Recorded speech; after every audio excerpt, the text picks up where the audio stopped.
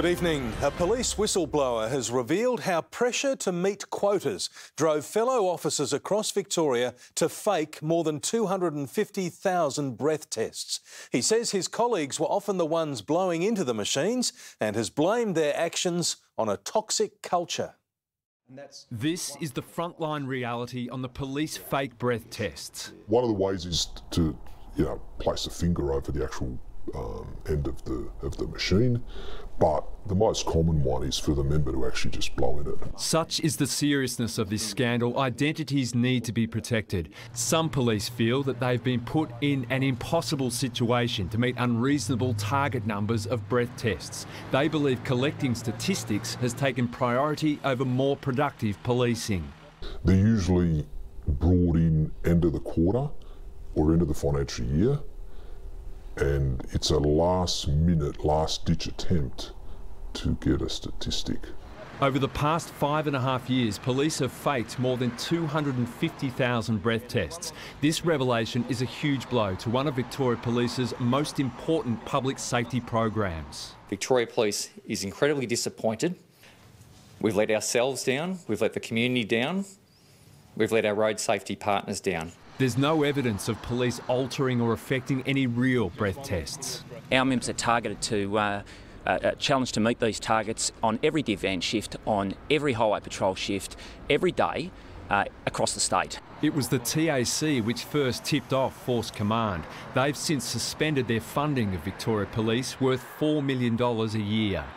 Anything that has the potential to undermine confidence is a concern. The anti-corruption body IBAC was first notified about the fake tests in September last year. It will wait until the outcome of a police investigation to be led by former Chief Commissioner Neil Comrie before deciding if any further action is needed.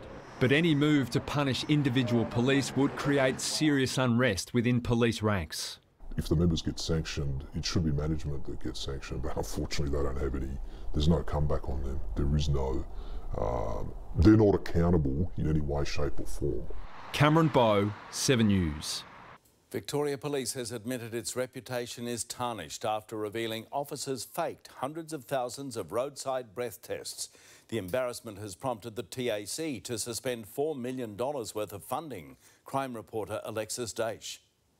An unprecedented scandal and police come clean. Assistant Commissioner Russell Barrett revealing police have falsified 250,000 preliminary breath tests. Last night, we issued a directive to all members of Victoria Police that this practice will stop and stop immediately. Officers can fake it by placing a finger on the straw, which the device mistakes for breath and records a test. Last year, the TAC picked up on anomalies in PBT data and approached police, prompting them to investigate. Our reputation is tarnished in the eyes of the TAC and in the Victorian community. We can't walk away from that. The investigation analysed over 5 years of data and found 258,463 tests had been falsified, equating to 1.5% of all tests. The TAC has suspended funding to the force. I think anything that has the potential to undermine confidence in what we do in road safety is a concern. There's no financial incentive for our members to carry out tests. And no members of the public were unfairly prosecuted. So it does beg the question, why? Our members are given targets out in the street to meet, and it's those targets that we think in part are leading to this crisis. Documents obtained by 9 News include a tasking sheet asking officers to do 50 tests during their shift.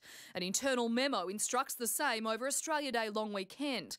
Another email asks managers to encourage all members to increase the amount of PBTs they're performing. Are you aware of on a local level, any quotas being set for a certain number of breath tests? Well, yeah, in terms of asking that specifically, I don't, but certainly generally and in principle, yes. Based on the data, the Professional Standards Command hasn't yet been able to identify the specific officers involved, but it does know the locations where they faked the tests.